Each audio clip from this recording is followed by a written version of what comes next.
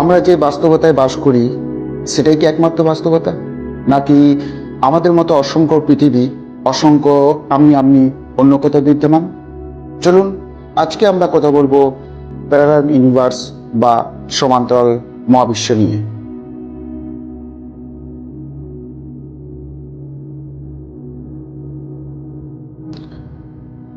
Parallel universe ধারণাটি quantum mechanics ও multiverse থিওরির উপর ভিত্তি করে। এই মহাবিশ্ব কেবল একটিই নয়, বরং প্রতিটি সিদ্ধান্ত, প্রতিটি ধারণা নতুন নতুন বাস্তবতার রূপ দেয়। বিখ্যাত বিজ্ঞানী Hugh Everett many worlds interpretation theory অনুযায়ী আমাদের প্রতিটি সিদ্ধান্ত, সম্ভাব্য সিদ্ধান্ত নতুন নতুন মহাবিশ্ব সৃষ্টি করতে পারে। উদাহরণস্বরূপ বলতে পারি, আপনি সকালে উঠে চা খাবেন না কফি।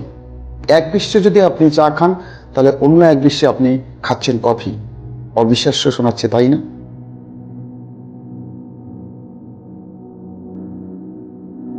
এই ধারণাকে প্রমাণ করার মতো কিন্তু কোনো প্রমাণ নেই, তবে কোয়ান্টাম মেকানিক্সের সুপারপজিশন এবং ডাবল স্লিট এক্সপেরিমেন্ট এমন ইঙ্গিত দেয় যা প্যারালাল ইউনিভার্সের সম্ভাবনাকে উজ্জ্বল করে তোলে।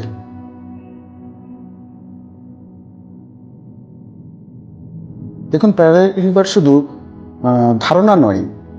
এই প্যারালাল ইউনিভার্স নিয়ে হলিউডে বিভিন্ন রকম মুভি আছে, যেমন মার্ভেলসের মাল্টিভার্স, ডার্ক সিরিজ এবং ইন্টারস্টেলার মুভিতেও কিন্তু আমরা প্যারালাল ইউনিভার্সের ধারণা দেখতে পাই।